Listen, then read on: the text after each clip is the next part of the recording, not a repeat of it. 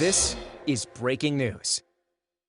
Right now, Governor Phil Murphy and local leaders are participating in a ribbon-cutting ceremony for the brand new terminal. And everyone here who's with us to cut the ribbon and formally welcome passengers in a matter of days into this extraordinary new terminal. And that includes our friends from Germany at the Munich Airport group led by Jost Lammers and others.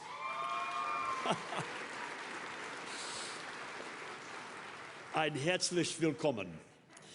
So when the old Terminal A opened to the public on August 7th, 1973, the New York Times heralded the, quote, modernistic crown, end of quote, which its architecture evoked.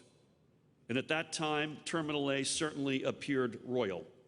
But over the past nearly half century, the crown had garnered more than its share of tarnish. Instead of being a symbol of the region that it is the world's cultural, financial, and educational capital, and a symbol, by the way, of the ability of air travel to efficiently bring people together, Terminal A instead stood as an oftentimes trying, occasionally painful, and always exhausting place. So much of that had to do with a terminal that wasn't compatible with the needs of today's air passengers, or frankly, the folks who work there. And as airports across the country and around the world re-envisioned themselves for the future of air travel, the old Terminal A became more and more outdated. So with apologies to Shakespeare, we are here today to bury the old Terminal A, not to praise it. We will save our praise for this new, modern, bright, comfortable, expressive, frankly, extraordinary Terminal A. As Kevin alluded to, he and Rick and Huntley and colleagues took Tammy and me and a few others on a tour this morning, and I've said to several of you already, this building and the experience in this building will literally transform what people think and how they think about New Jersey. It's a game changer.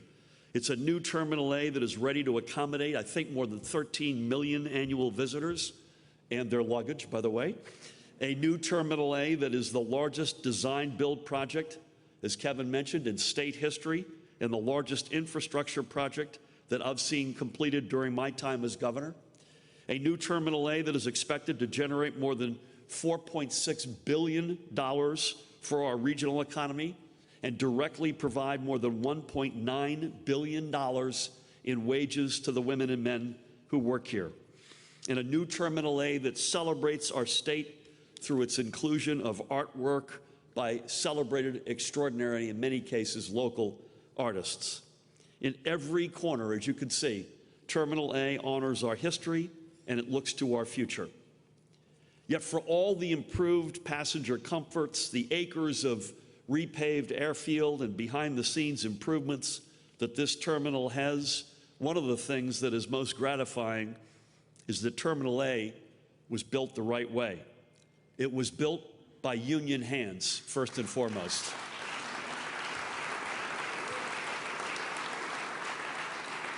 And as Bill and I were discussing backstage, it was also built in one of the most extraordinarily challenging times in the past century.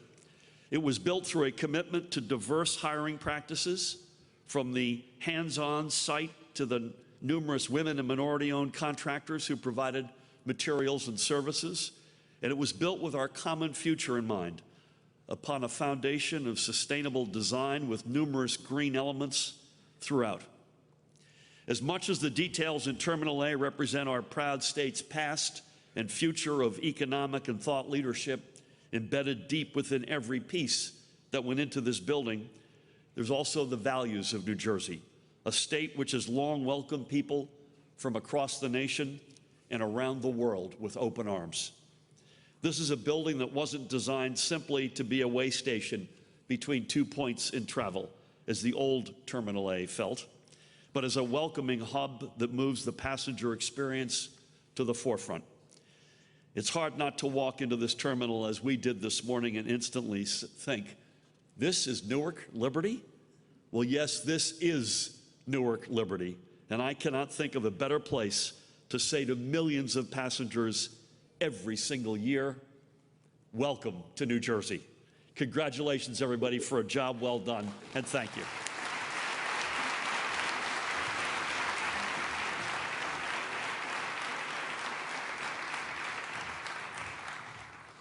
Governor mentioned 13 million passengers and luggage. We presume both at the same time will arrive. That's what our promise is.